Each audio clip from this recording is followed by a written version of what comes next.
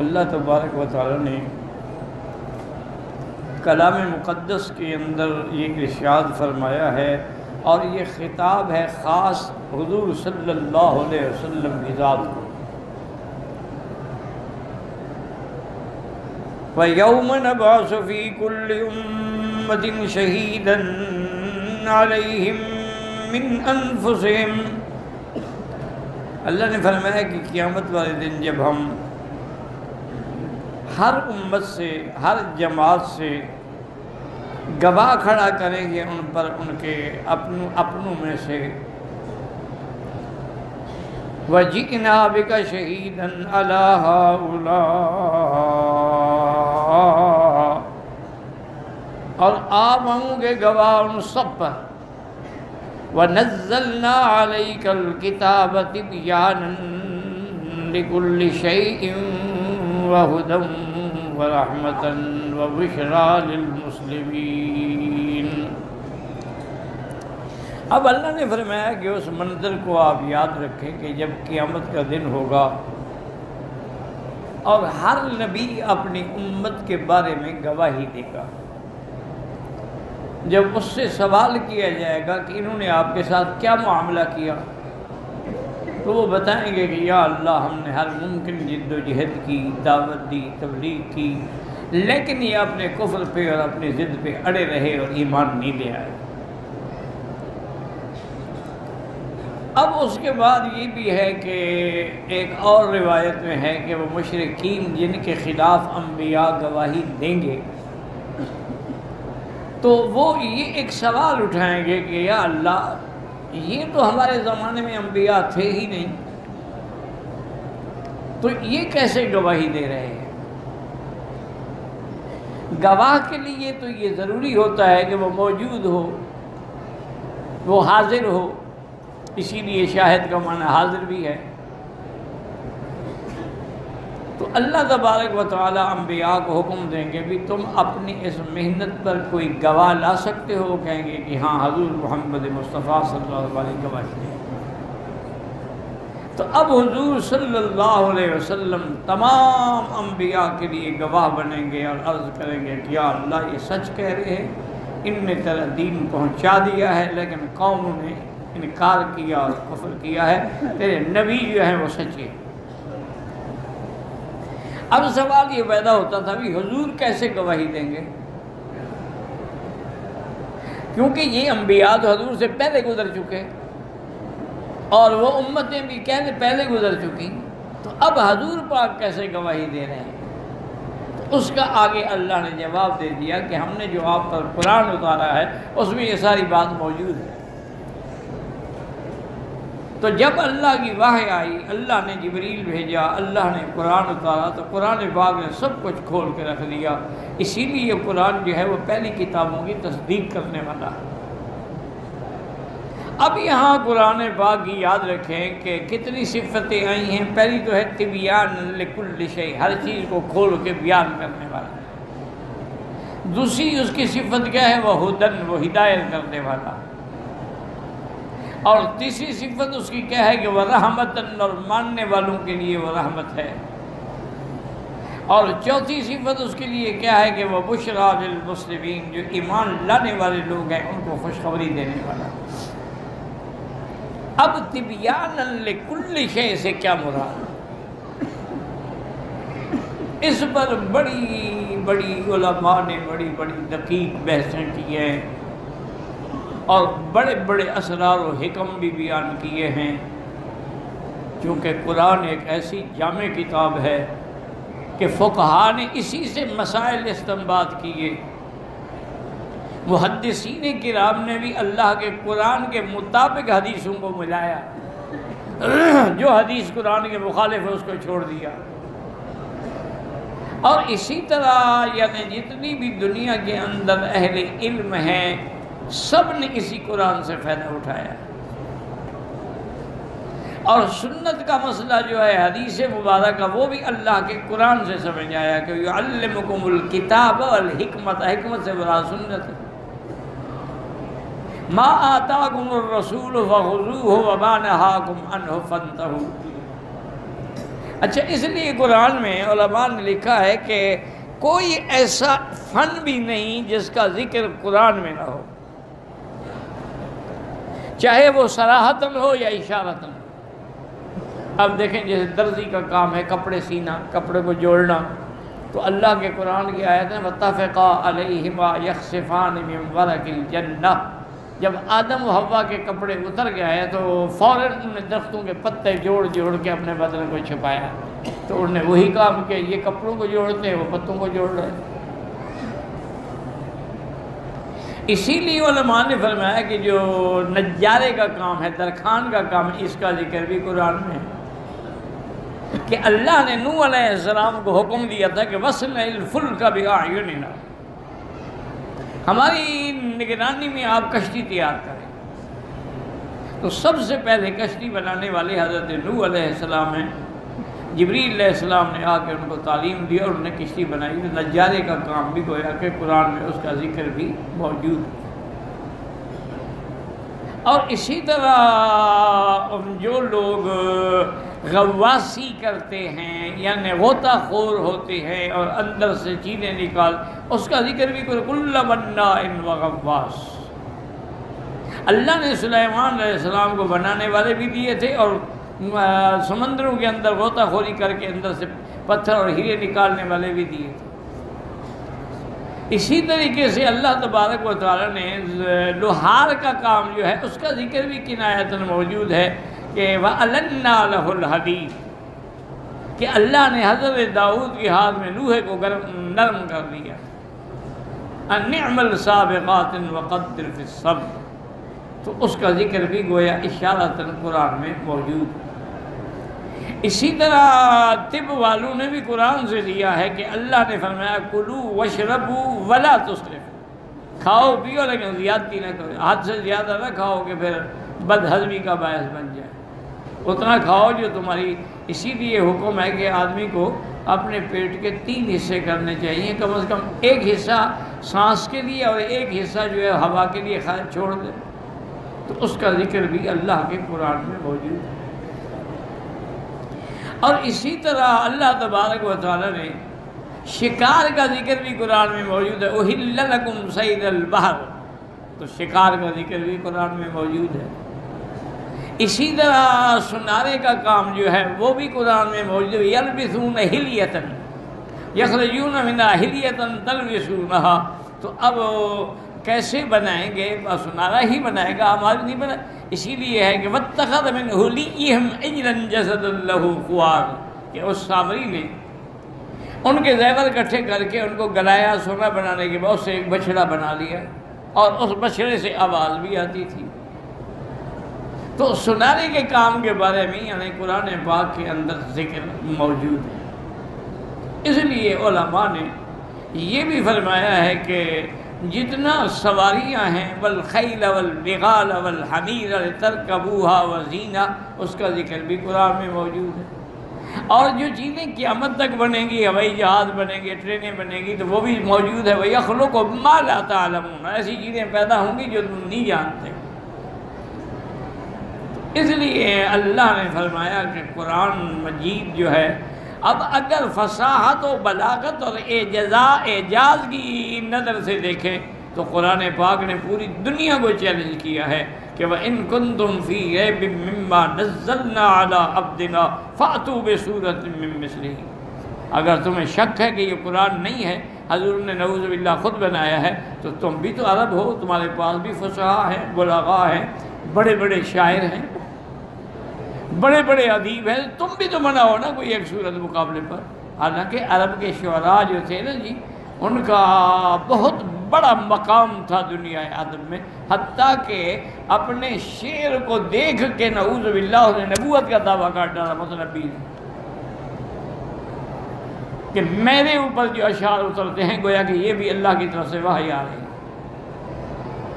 اتنے بڑے بڑے یعنی عجیب عجیب شعراء گزرے، امراء القیس ہے، متنبی ہے، اسی طرح خنسا ہے جس نے اپنے بھائی کے مراثی لکھے ہیں جس کی دنیا میں کوئی مثال نہیں۔ اس کا بھائی فوت ہو گیا، اس کے لیے اسے مرثیے لکھے تھے، بڑے زبردست مراثی ہیں۔ اچھا اللہ کی شان ہے، اللہ نے مہربانی کی وہ بی بی خنسا مسلمان ہو گئی۔ اب جب مسلمان ہو گئی تو ایک دن اس کی سہیلیاں جو تھیں وہ اکٹھی ہوئی، انہوں نے کہا خنسا یہ تم نے کیا کیا کہ تم نے شعر کہنا ہی چھوڑ دیا؟ اب ہمیں تو کوئی شعر سناؤ۔ اس نے کہا جب سے قرآن پڑھا ہے شعر کہتے شرم آتی کہ کیا شعر کہوں، جب میں نے قرآن جیسی فصاحت و بلاغت دیکھی ہے تو اب مجھے شعر کہتے ہوئے شرم آتی۔ اسی طرح سبع معلقہ اب بھی ایک کتاب ہے جو ہمارے مدرسوں میں پڑھائی جاتی ہے، اس میں 7 محاضرات ہیں، اور یہ وہ محاضرات ہیں کہ ادیب لوگوں نے لکھ کر کعبے پہ لٹکا دیے تھے کہ لوگ حج میں آتے تھے اور پڑھتے تھے اور اس کا جواب دیتے تھے، مقابلے ہوتے تھے۔ ایک مسلمان کے دل میں بھی خیال آ گیا یار یہ بڑے بڑے شاعر جو ہیں یہ معلقات لٹکا رہے ہیں تو میں بھی کوئی چیز، اس نے ایک چھوٹی سی سورت قرآن کی منتخب کی، انا اعطیناک الکوثر فصل لربک وانحر ان شانئک ھو الابتر، یہ لکھ کے کعبے کے غلاف کے ساتھ لٹکا دیا۔ اب جتنے شاعر آتے دیکھتے پڑھتے وہ کہتے بھی کچھ سمجھ نہیں آتا کہ اس کا ہم کیا جواب۔ حالانکہ وہ ایسے شاعر تھے کہ ایک تاریخ میں بڑا عجیب واقعہ ہے کہ ایک شاعر تھا قیس، ایک ہے امراء القیس، وہ الگ ہے۔ یہ جو ہے یہ بیچارہ بادشاہ ناراض ہو گیا۔ بادشاہ ایسے ہوتے ہیں نا کہ کبھی دعاؤں سے ناراض ہو جاتے ہیں، گالیوں سے خوش ہو جاتے ہیں، اسی لیے تو بادشاہ کہتے ہیں ان کو، جی بادشاہ ہونا۔ تو وہ ناراض ہو گیا اللہ کا بندہ، اب وہ پریشان کہ میں کیا کروں۔ آخر بہرحال اس نے بڑی کوشش کی لیکن بادشاہ راضی نہ ہوا، اس نے حکم دے دیا کہ اس کو پھانسی دے دی جائے۔ جب اس کو پکڑ کے پھانسی کے لیے لے جا رہے تھے تو قاعدہ ہے نا کہ اس سے پوچھا جاتا بھی تمہاری کوئی وصیت ہو؟ اس نے کہا یار میں کیا وصیت کروں، میری 2 لڑکیاں ہیں فلاں دیہات میں رہتی ہیں اور تو میرا کوئی ہے نہیں، نہ میری کوئی جائیداد ہے، نہ میرا کوئی بینک بیلنس ہے کہ میں وصیت کروں۔ اگر تم لوگوں کا اتفاق سے کبھی ادھر گزر ہو تو میری بیٹیوں کو اتنا کہہ دینا کہ یا ابنتا قیس ان اباکما، اے قیس کی 2 بیٹیاں تحقیق تمہارا باپ۔ اب بظاہر اس میں کیا ہے، بہرحال وہ پھانسی چڑھ گیا بیچارہ، مدت گزر گئی۔ اتفاق سے وہ سپاہی جو تھے نا پھانسی دینے والے، وہ اس گاؤں سے گزرے سفر میں، ان کو خیال آ گیا، انہوں نے کہا یار ہمارے ذمے ایک آدمی کا مرتے وقت کی وصیت ہے، اب ہم اسی گاؤں سے گزر رہے ہیں، پتہ کیا انہوں نے پتہ کیا قیس کا، انہوں نے نہیں بتایا لوگوں کو کہ وہ پھانسی چڑھ گیا ہے کیا ہو گیا۔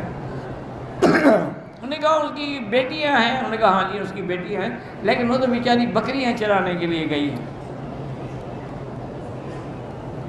تو وہ دونوں جو تھے نا جی وہ بھی وہیں چل پڑے۔ انہوں نے کہا کتنا دور؟ انہوں نے کہا یہ سامنے کھیت ہے وہاں بکریاں چراتی ہیں۔ وہاں گئے، انہوں نے آپس میں مشورہ کیا بھی لڑکیاں ہیں بیچاری، ان کو بھی نہیں بتانا کہ تمہارا باپ پھانسی چڑھ گیا ہے، خام خواہ رو رو کے ہلاک ہو جائیں گے، ہمیں ضرورت ہی کیا ہے اس بات بتانے کی۔ انہوں نے جا کے سلام کیا، انہوں نے کہا کہ ہم فلاں شہر سے آئے ہیں اور ہمیں تمہارے والد ملے تھے قیس۔ انہوں نے کہا کوئی پیغام دیا تھا؟ انہوں نے کہا ہاں پیغام دیا تھا۔ انہوں نے کہا تھا کہ یا ابنتا قیس ان اباکما، اتنی دیر میں ایک لڑکی نے اپنے ساتھ جو خنجر تھا نکالا اور اس کی گردن اڑا دی، دوسرا بھاگ گیا۔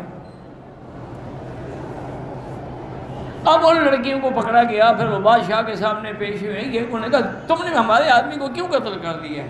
انہوں نے کہا بادشاہ سلامت آپ ناراض نہ ہوں، ہم نے اپنے باپ کا بدلہ لیا۔ انہوں نے کہا کیسے بدلہ لیا؟ انہوں نے کہا ہمارے باپ نے پیغام بھیجا تھا کہ یا ابنتا قیس ان اباکما، اب اس کا دوسرا مصرع آپ شاعروں کو بلائیں کہ وہ بنائیں۔ کوئی شاعر صحیح مصرع نہ بنا سکا، تو بادشاہ نے کہا اچھا اگلا مصرع۔ انہوں نے کہا قد قتل وقاتلہ لناکما، وہ قتل ہو گیا ہے اور قاتل تمہارے سامنے کھڑے ہیں، بدلہ لے لو اپنے باپ کا۔ تو ہم نے تو اپنے باپ کا بدلہ لیا۔ بادشاہ بڑے خوش ہوئے، انہوں نے لڑکیوں کو انعام و اکرام سے بھی نوازا، ان کا تم نے ٹھیک کیا، یہ تو نہیں بتایا کہ قتل تو میں نے کیا تھا، اب یہ کیسے بتایا کہ آرڈر تو میرا تھا نا۔ تو اس لیے یعنی عرب کے اندر ایسے ایسے بلیغ شاعر گزرے ہیں جن کو اپنی قوت شعر پہ ناز تھی۔ اب جب شعراء حج کے موقع پہ آئے، دیکھتے ہیں پڑھتے ہیں کہ یار یہ کیا لکھا ہوا ہے، اِنَّا أَعْطَيْنَاكَ الْكَوْثَرَ فَصَلِّ لِرَبِّكَ وَانْحَرْ إِنَّ شَانِئَكَ هُوَ الْأَبْتَرُ۔ اب کیا ہم اس کے جواب میں کیا لکھیں؟ آخر ان کا جو اس وقت کے زمانے میں استاد تھا نا ربیہ، اس کو بلا کے لے آئے۔ انہوں نے کہا استاد جی آج تو ایک اور کلام لٹکا ہوا ہے جس کا ہمارے پاس کوئی جواب نہیں ہے۔ اس نے آگے پڑھا اور غور کیا، غور کرتا رہا، کہا کہ کاغذ قلم لے آؤ، کاغذ قلم لے آئے، اسے کہا اس کے اوپر یہی لکھو اور نیچے لکھو واللہ لیس ھذا من کلام البشر، خدا کی قسم یہ کسی بندے کا کلام نہیں، اور یہ بھی اس کے ساتھ لٹکا دے۔ تو ان کو بھی یہ اعتراف تھا، لیکن جی انسان تو انسان ہے، جنوں نے قرآن سنا تو ایمان لے آئے۔ انسان تو چلو پھر بھی ایک اشرف المخلوقات ہے، جن تو آگ کی پیداوار ہے، لیکن جب انہوں نے قرآن سنا حضور پاک کی زبان سے فوراً اسلام لے آئے۔ تو اس لیے اللہ نے فرمایا یہ قرآن جو ہے ہر چیز کی کھول کھول، لیکن ایک بات یاد رکھو، یہ ساری باتیں میں نے اس لیے بتائی ہیں کہ لوگوں نے زور لگایا ہے لکھنے قرآن میں یہ بھی ہے، اور حالانکہ یہ ساری بحثی فضول ہے۔ قرآن کا ان چیزوں سے کیا تعلق ہے کہ قرآن تمہیں ہوائی جہاز اڑانا سکھائے، دریا میں کشتیاں چلا۔ تبیانا لکل شیء کا معنی یہ ہے کہ قرآن کے اندر ہر وہ چیز جو حلال ہے، جو حرام ہے، جو حدود ہیں، جو قصاص ہے، ان کا بیان ہے۔ اس لیے اللہ نے اپنے پیغمبر کو وہ ساری چیزیں بتلا دی کہ یہ چیز حلال ہے، یہ چیز حرام ہے، یہ حدود ہیں، یہ قصاص ہے، یہ سارے احکام بتا دیے گئے۔ حیض والی عورت کا مسئلہ ہے، چاند کے بارے میں مسئلہ ہے، اور کئی اللہ کے راستے میں خرچ کرنے کے یہ سوال تھے، یہ قرآن نے سب کھول کے بیان کر دیے۔ ان باقی یہ چیزیں اگر اس سے مفہوم ہوتی ہیں، ہوتی رہیں، لیکن قرآن کا مقصد یہ نہیں ہے، کیونکہ اگلا لفظ خود ہدایت بتا رہا ہے، وَتِبْيَانًا لِكُلِّ شَيْءٍ وَهُدًى، وہ تو ہدایت ہے۔ إِنَّ هَذَا الْقُرْآنَ يَهْدِي لِلَّتِي هِيَ أَقْوَمُ، یہ قرآن ہدایت دینے والا ہے۔ اسی طرح فرمایا الف لام میم ذَلِكَ الْكِتَابُ لَا رَيْبَ فِيهِ هُدًى لِّلْمُتَّقِينَ، یہ ہدایت دینے والا ہے۔ اور اسی طرح فرمایا یاد رکھیں کہ یہ رحمت بھی ہے، قیامت میں اپنے پڑھنے والوں کو چھڑائے گا، قیامت میں ان کی سفارش کرے گا۔ اور فرمایا یہ قرآن جو ہے بشارت بھی ہے، خوشخبری بھی ہے ان لوگوں کے لیے جو اسلام لے آئے ہیں۔ فرمایا وَبُشْرَىٰ لِلْمُسْلِمِينَ، کہ تمہارے لیے بشارت ہے، تمہارے لیے اللہ کی جنت تیار ہے، اللہ تم پہ راضی ہے۔ تو اس لیے قرآن جو ہے وہ بشیر بھی ہے، قرآن جو ہے وہ نذیر بھی ہے۔ اس لیے آگے فرماتے ہیں ان اللہ یأمر بالعدل والإحسان